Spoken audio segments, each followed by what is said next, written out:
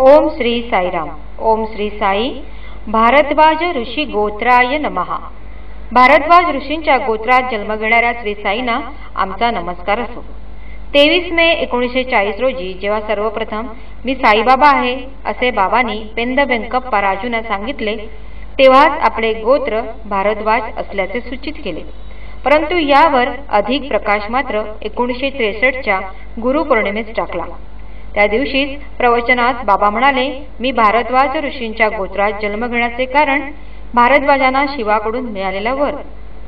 भारद्वाज ऋषींनी एक यज्ञ करण्याचे ठरवले होते। त्यांचे शिवपार्वतींना निमंत्रण देण्यासाठी ते कैलास पर्वतावर गेले। त्यावेळी शिवपार्वती नृत्य करीत होते। ते नृत्यामध्ये इतके मग्न झाले होते की त्यांनी ऋषींकडे पाहिले नाही।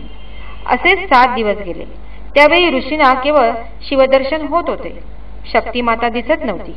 8व्या दिवशी जेव्हा त्यांना माता पार्वतीचे दर्शन झाले, त्यावेळी माता पार्वतीने ऋषींकडे केवळ एक कटाक्ष टाकला, स्मित केले व पुन्हा शिवपार्वती नृत्यामध्ये मग्न झाले। हे पाहताच ऋषींना दुःख झाले।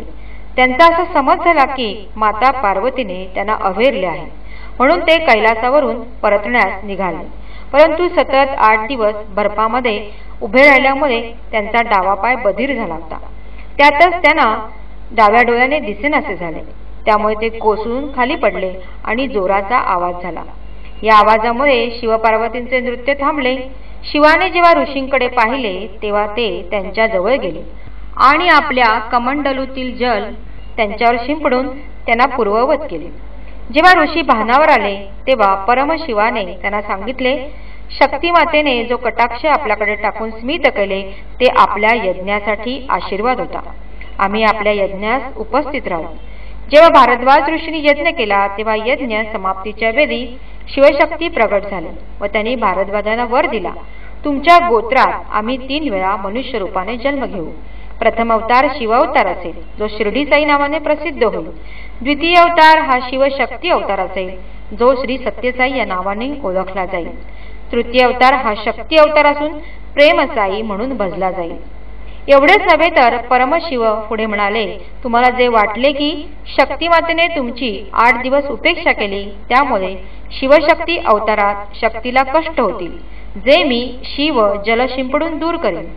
जसे कैलासावर जल शिंपडून तुम्हाला बरे केले तसेच भारद्वाज ऋषींना जसे शिवशक्तीचे दर्शन घडले, तसेच काही भक्तांना स्वामींनी शिवशक्ती रूपात दर्शन दिले आहे।